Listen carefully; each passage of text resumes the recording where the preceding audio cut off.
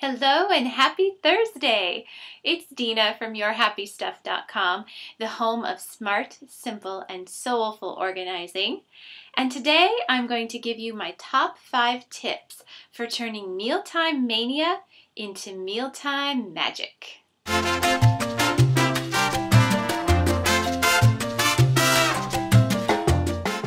Tip number 1, you need to plan in advance.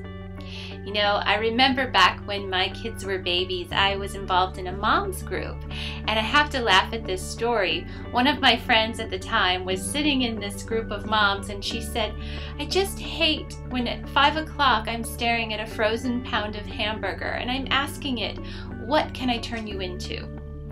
Can you relate to that? At the end of a busy day, you deserve to sit down and enjoy a nice meal, but not at the expense of your sanity. Enter my meal planner. Now, when you signed up for my newsletter, you should have downloaded this handy thing, but if you missed it, don't worry, just send me an email and I will make sure to get one to you right away. Now, the great thing about using a meal planner is that obviously you get to keep track of all the dinners that you can make throughout your week, but also it helps you be prepared and have ingredients on hand so that you're not constantly running to and from the grocery store. Tip number 2, keep a running list of meals that you've made that your family has enjoyed. This is my meal planner, and in the back of my meal planner, I have a sheet of paper that I just keep adding meal ideas to it. It's just a piece of notebook paper, and if my family ends up liking something I make, I add that recipe to this list. The great thing about keeping track of what your family likes to eat is that when you sit down to plan your meals, you're not always starting from scratch. That can be one of the most frustrating things. Tip number 3. I want you to start with a clean slate. Before I cook a meal at the end of the day, I make sure that my environment is ready for me to cook. Perhaps you've heard me refer to this analogy. Think of your kitchen the very same way a pilot thinks of the cockpit of her aircraft. You need things ready to go, and you need things easy to grab right at your fingertips. Cooking dinner at the end of the day is no small feat, so don't make things harder for yourself by starting from behind. And what I mean by starting from behind, I mean if you've got a countertop that you have to clear off just to chop some vegetables, or a sink full of dishes that need to go into the dishwasher, but your dishwasher's plumb full with clean dishes that need to come out. All of this stuff is going to make meal preparation seem like, and believe me, I've been there. So now I make sure that my kitchen is ready to go. You know, many times when I come home from work at 5 o'clock, my kitchen will look like it's been ransacked by rats. Because when my kids get home from school, they have a snack, they maybe get out the juice or the milk, and so there's splotches of drink on the countertop, there are dishes in the sink, but I have gotten my kids into the habit of expecting a nice home-cooked meal at the end of the day. And I've also gotten them into the habit of knowing that Mom doesn't cook that nice home-cooked meal if she has to clean up after them first.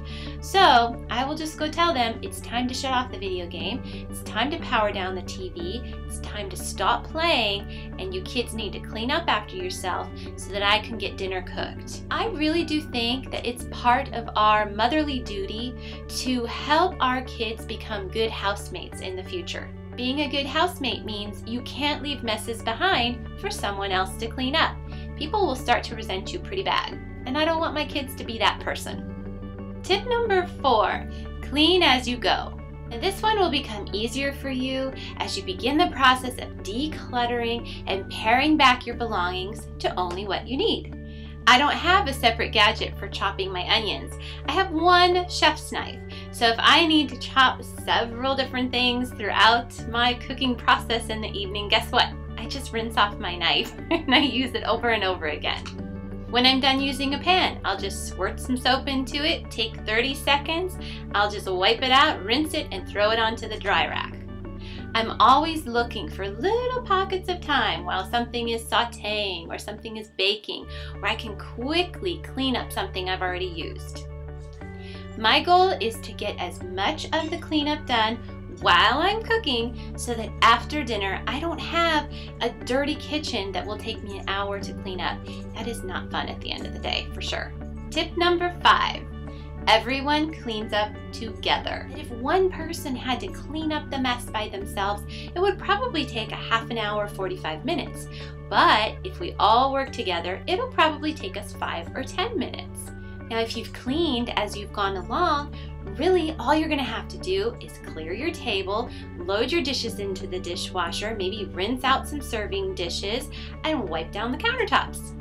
So those are my 5 kitchen tips. I hope you enjoyed them. If you'd like to learn more about how to create a calm kitchen, I invite you to check out my online e-course called, what else? Calm Kitchen. In Calm Kitchen, I'm going to teach you how to get your kitchen clutter under control quickly, and I'm also going to give you a 14-day plan to create a kitchen that works. And all you're going to have to do is spend 1 hour a day. I'll give you the exact steps to take.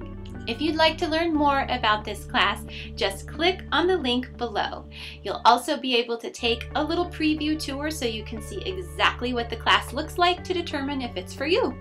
Thanks so much for watching. I hope you have an awesome day, and I will see you next week.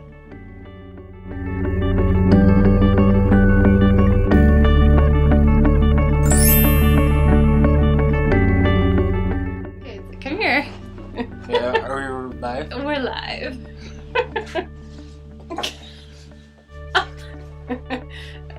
Come here, close to your mommy.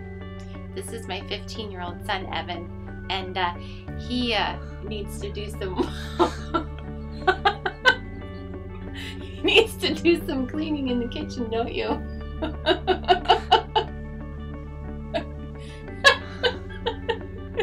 Why don't you go clean up the kitchen, okay? Empty the dishwasher. Clean up after yourself. Deal? Okay.